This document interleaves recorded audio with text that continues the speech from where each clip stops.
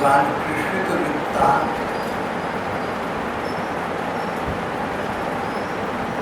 उनका विशद वर्णन, विस्तृत वर्णन है अन्य ग्रंथों के अपेक्षा।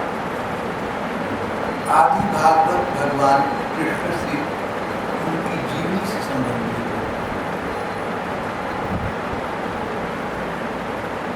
भगवान कृष्ण उनके अवतारी माता पिता देवकी वसुदेव थे। वसुदेव के पिता राजा शूरसेन थे। राजा शूरसेन अपने मंडल के शूरसेन मंडल के राजा थे। राजा शूरसेन के एक वैश्य पत्नी गोकुल में रहती थी। उससे उनके पहले बेटे का जन्म हुआ। पहली बेटी को हम नंद बाबा कहते हैं। नंद बाबा गोकुल में रहते थे। राजा शूरसेन के अपने वंश में क्षत्रिय राजकुमारी से संतान हुई। ये वसुदेव जी थे। वसुदेव जी मथुरा के पास मथुरा मंडल के राजा थे। राजा शूरसेन के दो बेटे हुए। बड़े बेटे नंद बाबा गोकुल के अधिपति और दूसरे बेटे वसुदेव जी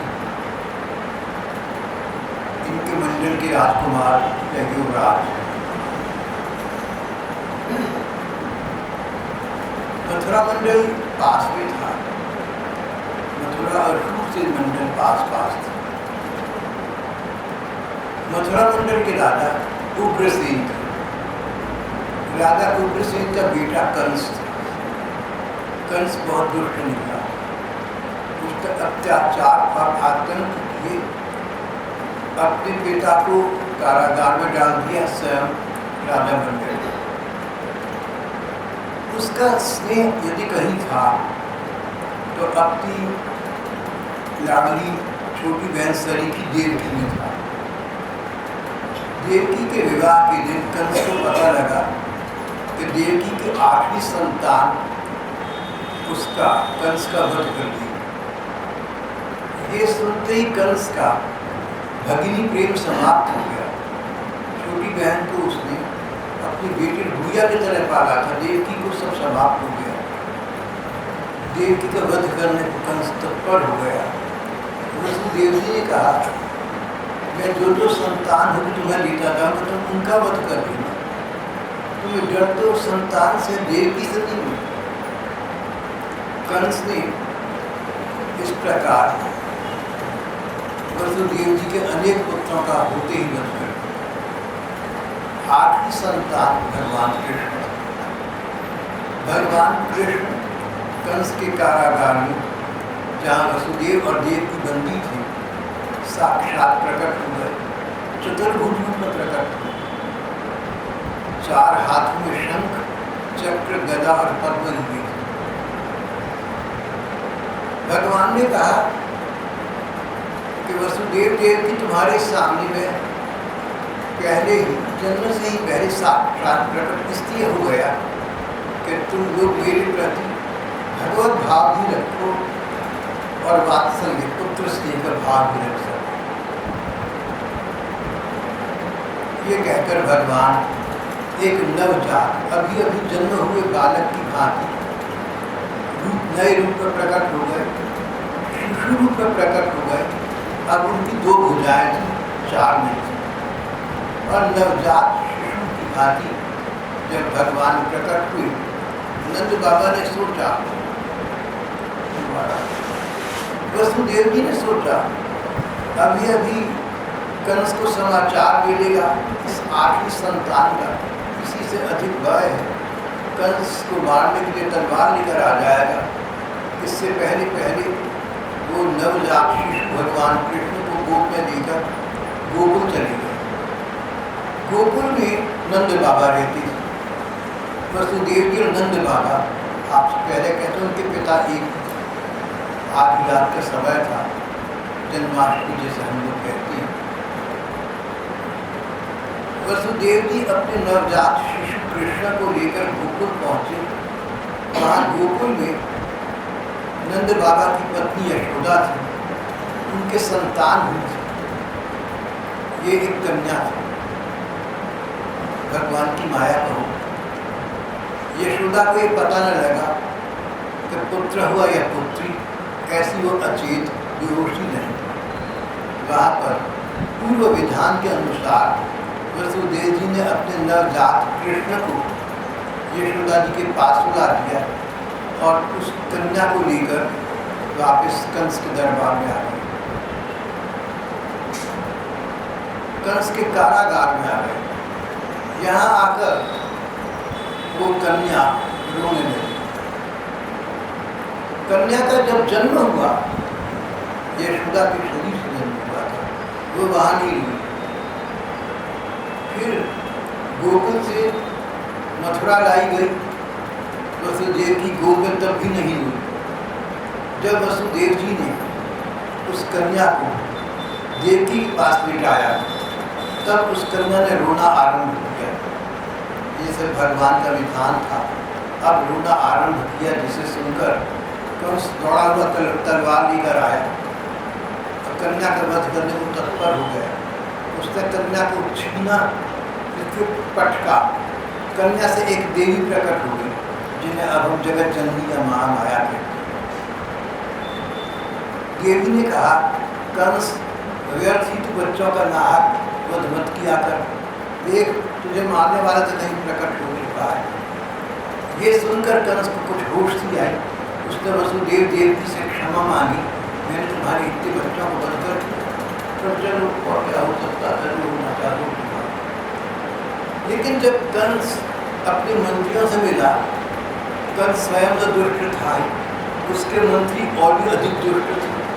उन्होंने कहा, महाराज आप बलवान हैं, आप चिंता न करें, 10 वर्ष की उम्र के छोटे छोटे सभी यदुवंश के बच्चों को हत्या कर दें। अगर यदुवंश का एक बालक आपके वध का कारण बनेगा, तो वो अभी अभी जन्म उसका हुआ है, 10 दिन से छोटे सभी यदुवंशी बालकों का वध कर दे। भगवान कृष्ण यदुवंशी, सारा वंश यदुवंशी,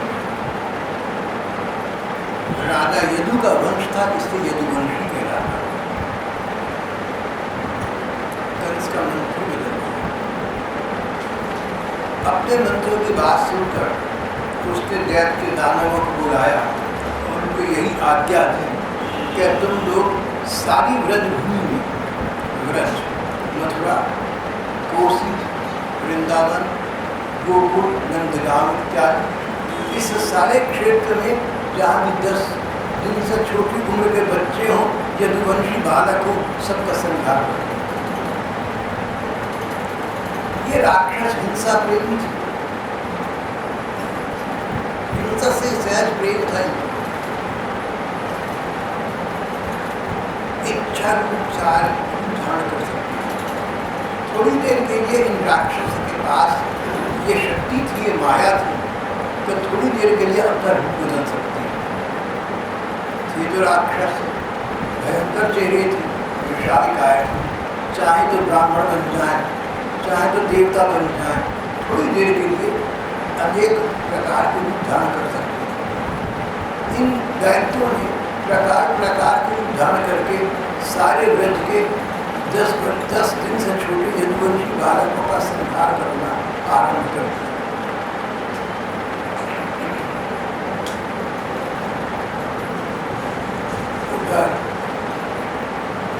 नंद बाबा को पता लगा कि इस उम्र में उनकी संतान हुई।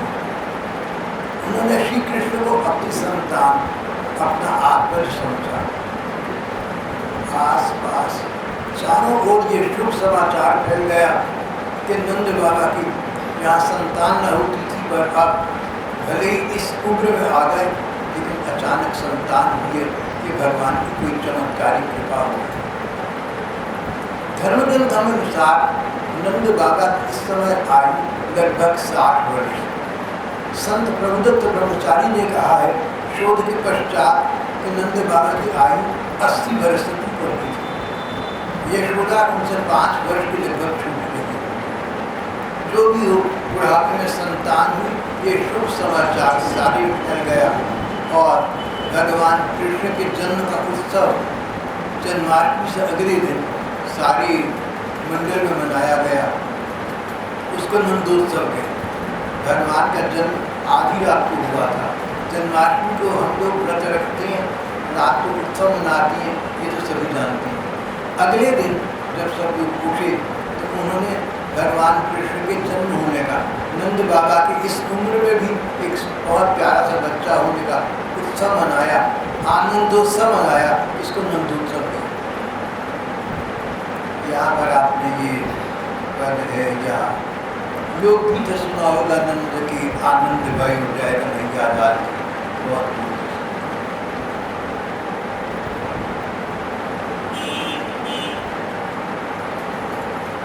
नंद बाबा, यशोदा और पूरे मंडल में हर्ष के हिलोट दौड़ गए जब नंद बाबा के कस्बे की जनता को पता लगा। सब लोग गोपालन की वृत्ति करते थे, गाय पालते थे, दूध दही बेचते थे, बहुत संपन्न थे, बहुत पैसा था इन लोगों को, सरल स्वभाव के थे, ये भी ऐसा था। जब गोपियों को पता लगा कि हमारे नंद बाबा के यहाँ, यशोदा रानी के यहाँ एक पुत्र रत्न का जन्म हुआ है, तो बड़े अच्छे अच्छे वस्त्र आभूषण धारण करके नंद बाबा के पास आए। उस समय नंद बाबा के प्रांगण में हर्ष के हिलोल आ गए। गोपिकाएं यशोदा नंद बाबा के पास आती, उस नन्हे से छोटे से बच्चे को देखती, उस नवजात शिशु को आशीर्वाद देती, भगवान इसकी आयु लंबी करे। ये क्या पता कि यही भगवान इसका लंबी आयु प्रदान करे। भगवान कृष्ण समस्त जगत के एकमात्र स्वामी हैं। कृष्णे विश्वेश्वरी नंदी नंदस्य विजयमाने। सारे संसार के स्वामी, सारे संसार के नियंता भगवान नंद बाबा के ब्रज में प्रकट हुए थे। वहाँ उनके जन्म का महान उत्सव मनाया गया, बाजी बजाई गई, बहुत कुछ किया गया।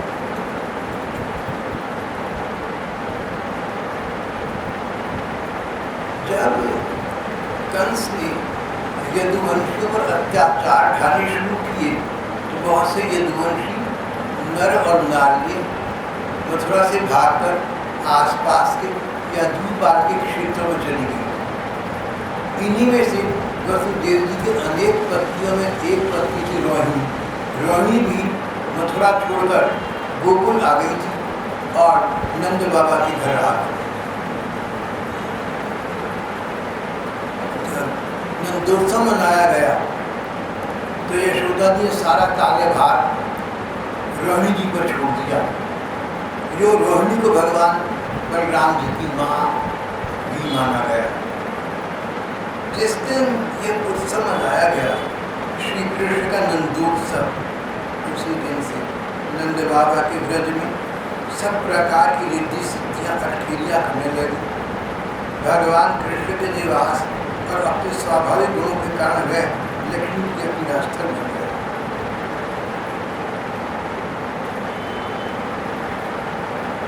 लगभग 5 दिन बीत गए। 6वें दिन नंद बाबा ने गोकुल की रक्षा का भार अन्य गोपों को सौंपा और प्रतिवर्ष की भांति इस दिन भी वे स्वयं कंस का वार्षिक कर चुकाने के लिए मथुरा गए। कंस बड़ा राजा बन गया था, ये सब उसके अधीनस्थ राजा थे। तो वसुदेव जी हर वर्ष कंस को कर चुकाने, जो अपनी राज्य से आमदनी हुई उसका कुछ भाग कंस को जमा करने जाया करते। श्री कृष्ण लगभग 5 दिन के हो गए। नंद बाबा ने गोकुल की रक्षा का भाग दूसरे गोपों को सौंप दिया। वे स्वयं कंस का वार्षिक कर चुकाने के लिए मथुरा चले गए।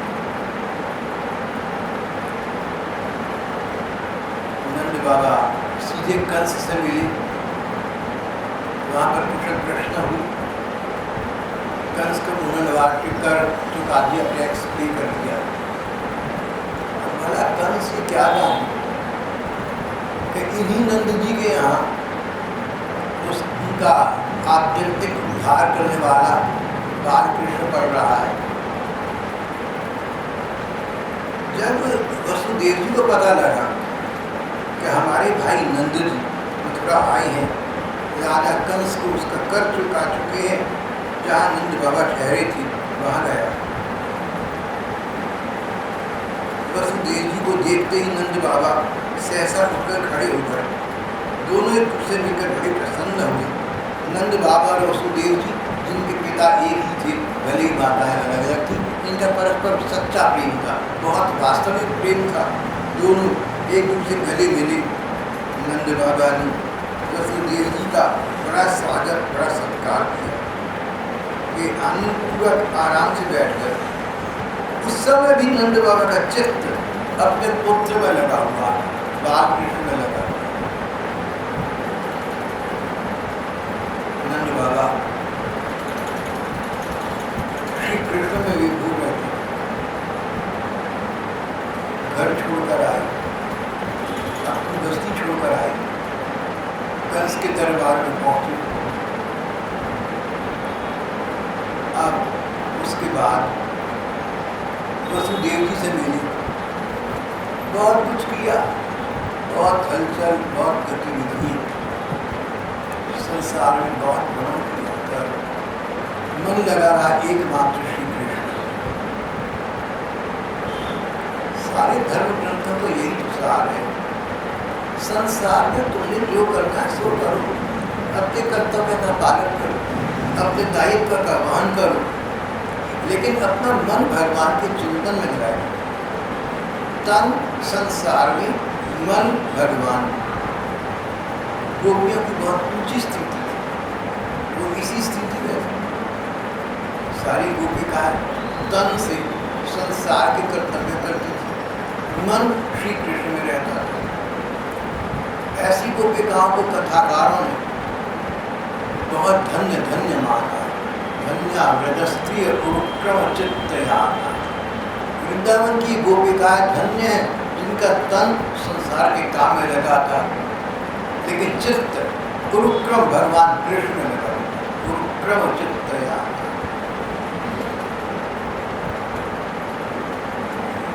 कथाकार कहते हैं अगर भगवान की प्रति तुम्हारे मन में भावना हो तो ये संसार उस पर विक्षेप की बाधा नहीं।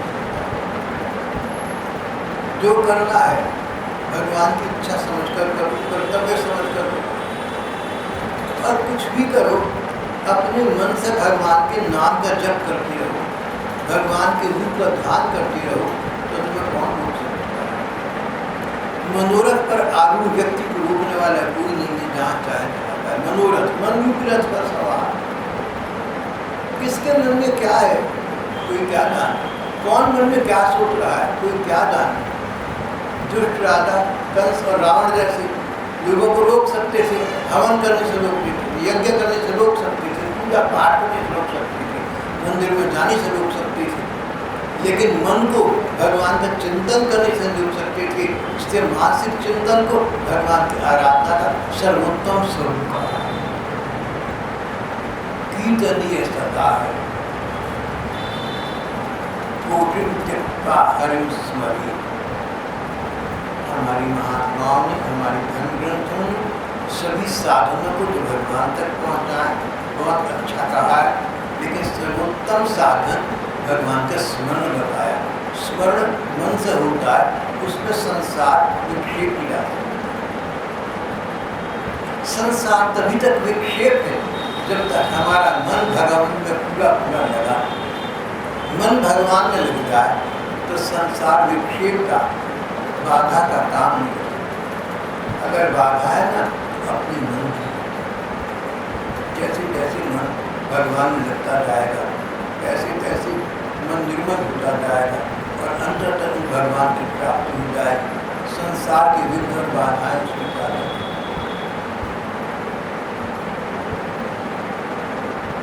नंद बाबा अपनी मंडल से अपनी गोकुल से निकले, मार्ग तय करते हुए मथुरा पहुंचे। मथुरा में राजा कंस से मिले, अन्य लोगों से मिले, वहाँ से काम समाप्त हुआ। वसुदेव जी से मिले, सब कुछ कर रहे थे। जिन्हें नागरी कोचित नागर, उनका मन भगवान कृष्ण के रूप के ध्यान में लगा हुआ। जैसे कोई भी माँ बाप हो और बुढ़ापे में जाकर अंततः छोटी सी एक संतान हुई तो उनका मन बार बार संतान में जाता है। यहाँ तो संतान भगवान थे, भगवान में मन जा रहा है। सत्य वस्तु भाव के अपेक्षा नहीं रखती। पानी में हाथ डालो तो बिना चाहो। तो जिसका चिंतन वसुदेव जी कर रहे थे, भले ही पुत्र भाव से कर रहे थे, लेकिन थे तो भगवान ही, इससे भगवत चिंतन का ही उन्हें प्रभाव उन्हें लाभ प्राप्त। वसुदेव जी के यहाँ आए नंद बाबा, अपने नवजात पुत्र का चिंतन कर रहे थे।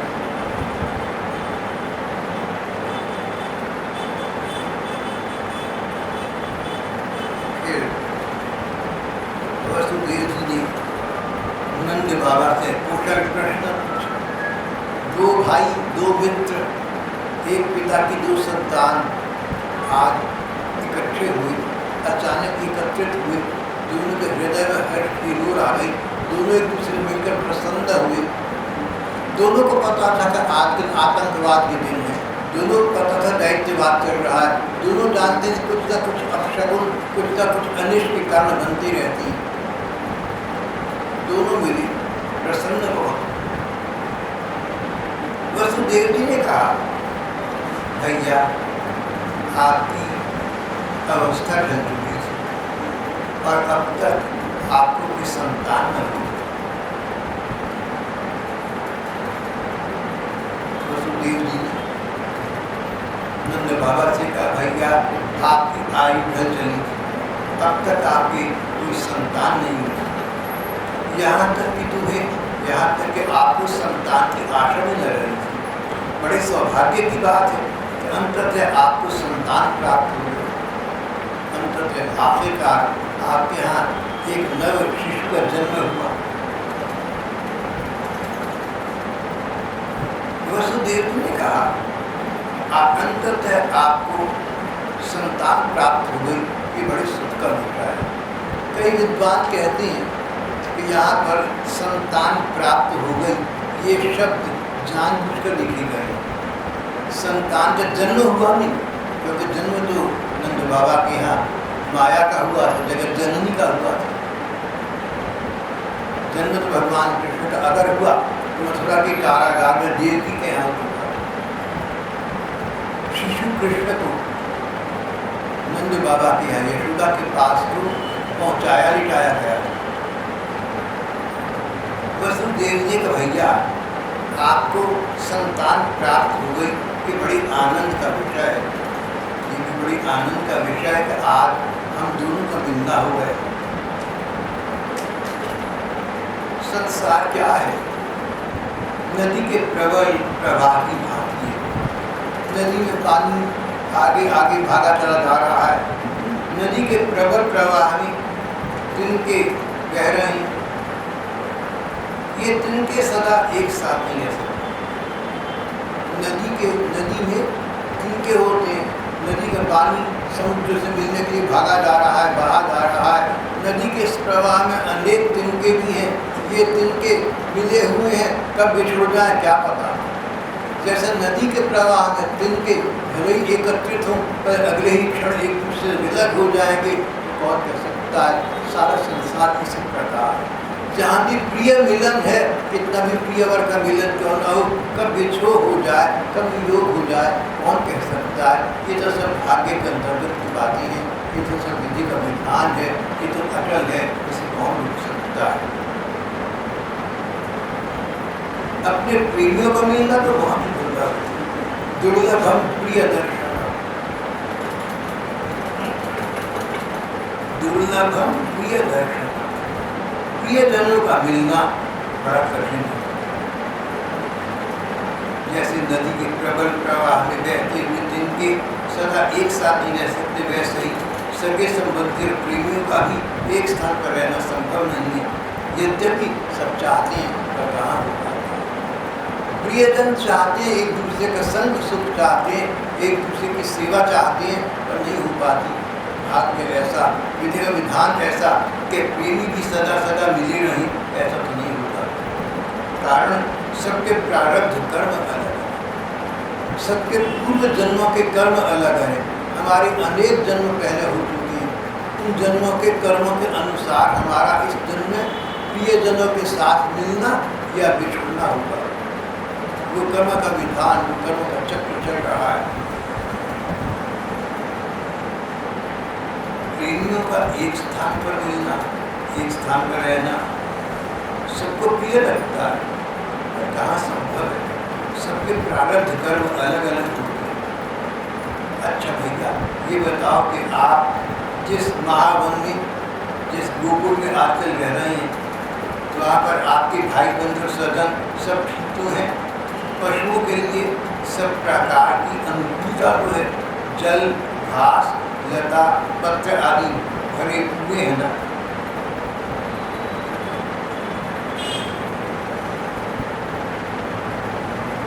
भैया, मेरा लड़का बलराम अपनी माँ रोहिणी के साथ तुम्हारे घर रहता है।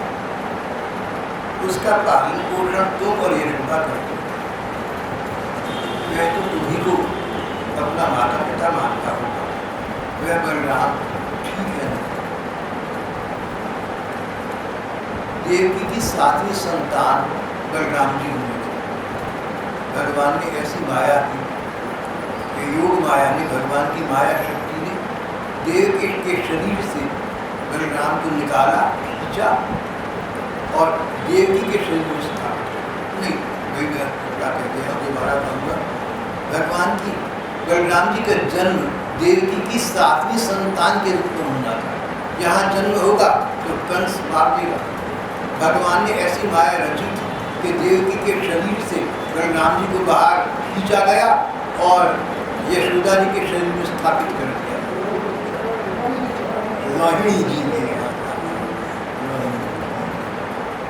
तो बलराम जी रोहिणी के पुत्र माने। शरीर में तो देवकी जी के रहे थे, लेकिन जन्म उनका रोहिणी जी के शरीर से।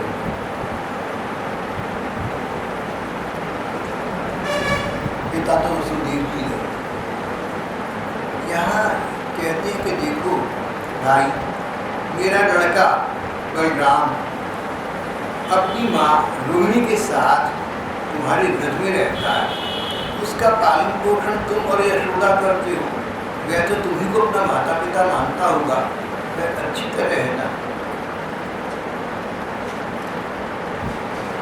नंद बाबा ने कहा, भैया वसुदेव, कंस ने देवकी के उत्पन्न तुम्हारे कई पुत्र मार डाले। अंत में एक छोटी कन्या बच रही थी, वह भी स्वर्ग से धार गई। सचमुच प्राणियों का सुख दुख भाग्य पर ही अवलंबित है।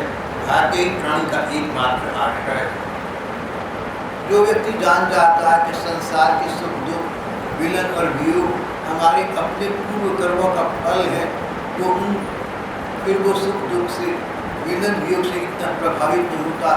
जानता है कि पूर्व कर्मों का फल समाप्त होगा, लेकिन सब कर्म भी समाप्त हो जाएगा, वो मोहित नहीं होगा।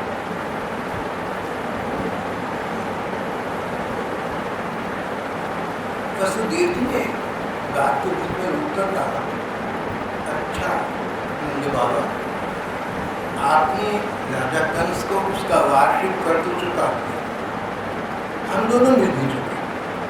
अब आपको यहाँ अधिक दिन ठहरना ही चाहिए, क्योंकि आजकल गोकुल में बड़े बड़े उत्पात हो रहे हैं। गोकुल में भगवान कृष्ण नंद बाबा के यहाँ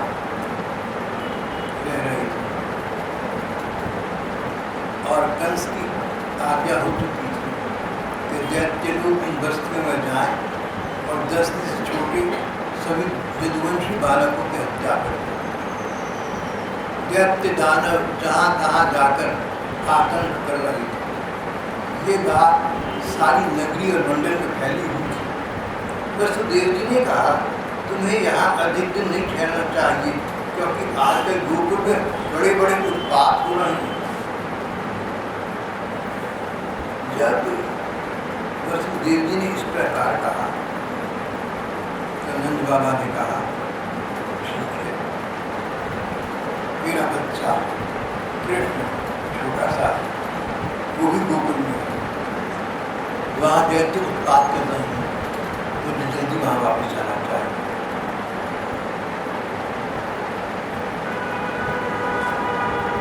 नंद आदि गोपों ने वसुदेव जी से अनुमति ली, बैलों से जुटे हुए छकों पर सवार हुए और गोकुल की ओर यात्रा की। पहले नंद बाबा कंस का कर चुकाने के लिए गोकुल से मथुरा आए, अब मथुरा से गोकुल वापिस आ रहे। बैलों से जुटे हुए छकड़ों पर सवार थे। उन दिनों तो आवागमन का साधन यही था, बैलगाड़ी या रथ या पैदल। जो साधु महात्मा त्यागी संत महात्मा थे प्रायः पद यात्रा करते। साधु महात्माओं के मन में ये होता था कि हमने जहाँ भी रहना है, हमने जहाँ भी होना है, भगवान का नाम ही लेना है, जब भी करना है। तो यहाँ क्या और वहाँ क्या, पद यात्रा करके हम देर से कहीं पहुँचेंगे तो ठीक है, रास्ते भर जब करते जाएंगे, जल्दी पहुँच कर भी जब भी करना है, देर से पहुँच कर जब भी करना, तो भगवान का नाम स्मरण, देर क्या और जल्दी क्या, यहाँ क्या और वहाँ क्या। लक्ष्य निर्धारित और स्पष्ट होना तो स्थान का कोई महत्व नहीं है।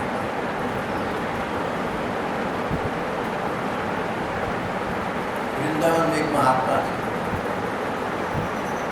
अपने संगत के साथ रेलगाड़ी से कहीं जाना था। रेलगाड़ी लेट हो गई। आसपास वाली बोली कि बड़ा वक्त खराब होता है। बोले वक्त क्यों खराब होता है?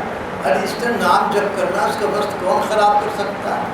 भैया जो तुमने वहाँ पहुँचकर करना था, कीर्तन जब जो तुमने वहाँ करना था वो यही कर लो। तुम प्लेटफॉर्म पर बैठो, जब करना अपनी मनी आनंद कर दो। राम राम हरि हरि कृष्ण कृष्ण हरि हरि राम राम हरि हरि कृष्ण कृष्ण हरि हरि। अगर तुम मन की आंखों से भगवान का ध्यान करो और उनके नाम का जप करो तो प्लेटफॉर्म पर ऐसा करने से तो कौन रोक सकता है? मन की महिमा ये है कि मन को कोई रोक नहीं सकता। वो महात्मा अपने श्रद्धालु जनों से कहने लगे कि जाकर भी वहाँ जप करना था, कीर्तन करना था, अपने आश्रम में होते वहाँ भी यही करना था, अब यहाँ बैठे यहाँ भी ये कर लो।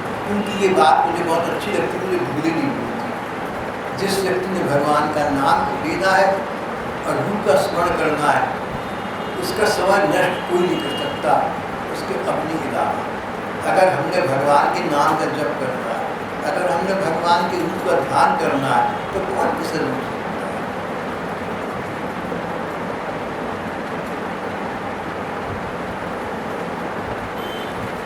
नंद बाबा आदि गोपों ने वसुदेव जी की अनुमति ली, बैलों से जुटे छकड़ों पर सवार होकर गोकुल की ओर प्रस्थान किया। बैलों से जुटे हुए छकड़ों पर, बैलगाड़ी पर बैठ गए, धीरे धीरे जैसे भी होगा करने अपने गोकुल पहुंच जाए। नंद बाबा जब मथुरा से चले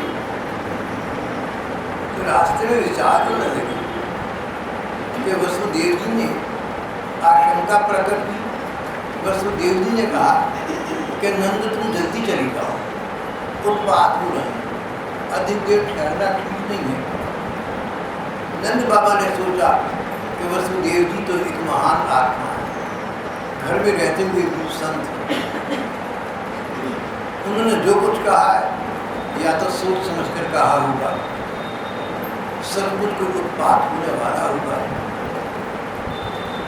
उसी आशंका से ग्रस्त होकर उन्होंने मुझे ये मार्ग बताया। और या वो सत्य वचन है, जो होना होता है उनके मुंह से अचानक अपने आप निकल जाता है।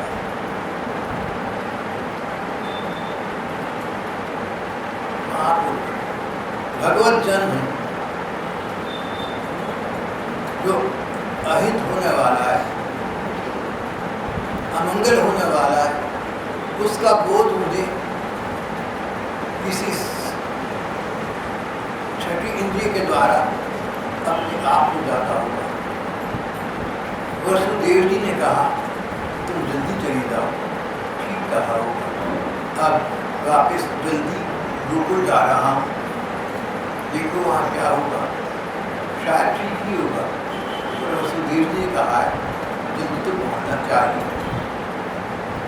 नंद बाबा मथुरा से चली, मार्ग में विचार करने लगे कि वसुदेव जी का कथन झूठा नहीं हो सकता।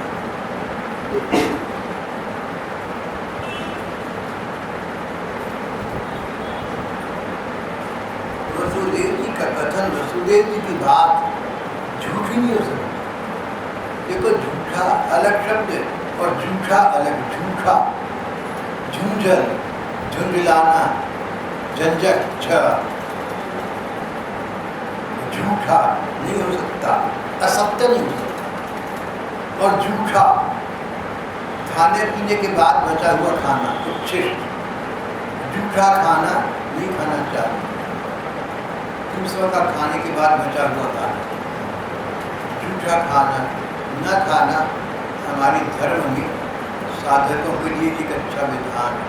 जिसका झूठा अन्न खाएंगे उस अन्न से हमारे वैसे संस्कार बनेंगे। इसलिए महात्माओं ने कहा कि अगर तुम्हें उच्छिष्ट ग्रहण करना है तो संत महात्माओं का करना, उनका उच्छिष्ट हमारे संस्कारों को सुंदर बनाएगा। क्योंकि साधारण लोगों के मन में क्या है, उनकी आजीविका कैसी है, उनकी आमदनी का जरिया कैसा है, उनकी नीयत कैसी है, हमें नहीं पता। इसलिए साधारण लोगों का झूठा अन्न कभी मत खाना, उच्छिष्ट का सेवन मत करो। तो झूठा अलग है और झूठा अलग है। वसुदेव जी का कथन झूठा नहीं हो सकता, असत्य नहीं हो सकता। उनके मन में उत्पात होने की आशंका हो गई, मन में घबराहट, अप्रिय बात, मन में घबराहट, तनाव बढ़ा, पर तुरंत हल निकल आया। मन ने मन को शांत कर दिया, सोचा भगवानी शरण है, यही रक्षा कर, मैं कब चिंता करूँ। हरिम जगाम शरणम आत्मापिता, हरिम जगाम शरणम, हम तो भगवान की शरण में हैं।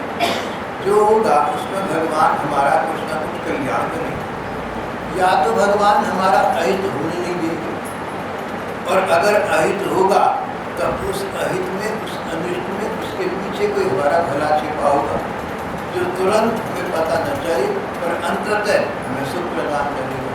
जो लोग भगवान की शरण चले गए, परिणाम में उनका अकल्याण कभी नहीं हो सकता। ऐसा उन्होंने मन ही मन विचार किया। हम तो भगवान की शरण है, वही रक्षा करें। अनागत की चिंता मत करो। जो खराब वक्त अभी आया नहीं, ये सोचकर के खराब वक्त आने वाला है, अपने मन को घबराहट का शिकार मत करना। महात्मा कहते हैं अनागत की चिंता मत, अनागत जो आगत जो आया नहीं, जो समय आया नहीं, भविष्य, निकट भविष्य हो या सुदूर भविष्य, तुम भविष्य की चिंता मत, तुम तो अनागत की चिंता करो। और सचमुच कुछ हुआ नहीं तो तब तक का समय तो व्यर्थ नष्ट हुआ। मन पर प्रभाव पड़ा, तन पर प्रभाव पड़ा, भजन में मन न लग सका, हानि हो गई और हुआ कुछ नहीं। और अगर कुछ होना है तो उसको कौन टाल सकता है? अगर उसको टालने का उपाय है तो भगवान की शरण ग्रहण करना है। इसलिए अनागत में अहित की आशंका होने पर भगवान की शरण ग्रहण करना उचित। अगर कुछ बुरा होना था तो भगवान की शरण लेने से ही सुधर सकता है, और नहीं होना था तो भगवान का स्मरण किया, स्मरण करना ही चाहिए था। इससे अच्छा करा मानव को हर क्षण भगवान का स्मरण करना चाहिए, भगवान के नाम का जप करना, भगवान के रूप का ध्यान करना अधिक से अधिक या हर समय हमें करना चाहिए। किसी भी बहाने से हम भगवान के नाम का जप करते हैं या रूप का ध्यान करते हैं वो अच्छा ही है, हमारी कल्याण में, हमारी भली में। तो किसी व्यक्ति को आशंका हुई, किसी को डर लगा कि आगे जाकर मेरे ये समस्या न हो जाए, मुझे कहीं एक कष्ट न हो जाए, और उसने भगवान के नाम का जप किया, रूप का ध्यान किया, मान लो वो कष्ट होना ही नहीं था, न करता कभी वो कष्ट न आता, तो क्या हुआ? तो उसने कष्ट की आशंका से जो नाम का जप किया, रूप का ध्यान किया, ये परलोक तो उसके साथ जाएगा, भविष्य में बना रहेगा। नाम स्मरण और रूप का ध्यान ये दो वस्तु अटल है, ये समाप्त नहीं होता। व्यक्ति का शरीर समाप्त हो जाता है, पर उसके द्वारा लिया गया नाम और उसके द्वारा सोचा गया भगवान के रूप का ध्यान ये समाप्त नहीं होता। ये तो व्यक्ति समाप्त हो जाता है, शरीर जलकर राख हो जाता है, पर जीवात्मा के साथ पर लोक हो जाता है। भगवान के नाम का ध्यान, भगवान के रूप का ध्यान अधिक से अधिक जितना समय मिल सके व्यक्ति मात्र को करता है। कलौ नास्त्येव नास्त्येव नास्त्येव गतिरन्यथा, हरे नाम हरे नाम हरे नाम केवल। भगवान का नाम, बस भगवान का नाम, केवल भगवान का नाम, और कुछ न करो, बस नाम ही केवल। कलौ नास्त्येव नास्त्येव नास्त्येव गतिरन्यथा। इस कलयुग में भगवान के नाम जप के अतिरिक्त और कोई आश्रय, और कोई गति, और कोई उचित उपाय है ही नहीं। और ये सरल सा उपाय बैठे बैठे जप करते रहो।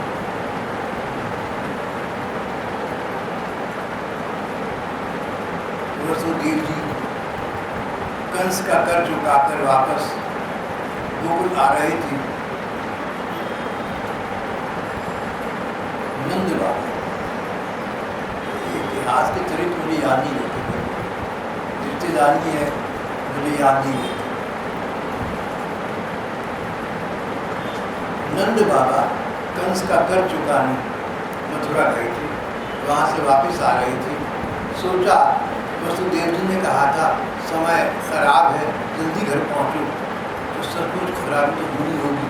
फिर सोचा चिंता क्या करनी है, मैं तो भगवान की शरण हूँ, भगवान ही मुझे बचाएंगे। सचमुच नंद बाबा को अपनी चिंता थी।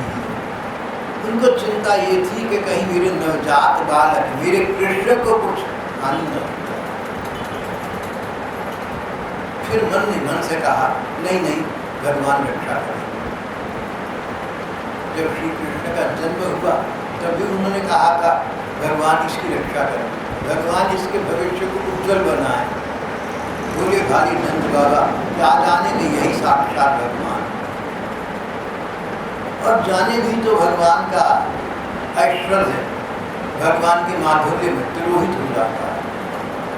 कोई व्यक्ति हमारा प्रियजन हो, कितना भी महापुरुष, कितना भी महामहिम क्यों न हो, अगर हमारा उसके साथ स्नेह का नाता है, उसका ऐश्वर्य भूल जाता है। जैसे माँ का बच्चा पीसी लगा हुआ हो तो अभी कहते देख रास्ते में जरा ध्यान रखियो गाड़ी का, उसको ये विचार नहीं आता कि कितनी गाड़ी है इसके आसपास। जैसे बच्चे को, जैसे माँ का बच्चा बड़ा हो जाए, बड़ा आदमी बन जाए, तभी यही रहता है कि मेरा तो बच्चा ही ना, इसका अहित हो जाए। इस प्रकार नंद बाबा के मन में ये था। वसुदेव जी ने अहित की आशंका प्रकट की है, कहीं मेरे नन्हे लाडले का कोई अहित न हो जाए। फिर सोचा नहीं नहीं, भगवान कल्याण करेंगे। भगवान का नाम लेते हुए और उनके रूप का ध्यान करते हुए नंद बाबा वापिस पहुँचे अपने गोकुल में। वहाँ जाकर सचमुच में ठंडा हो गया, जिसकी कथा हम कल करेंगे। पूतना रोग था।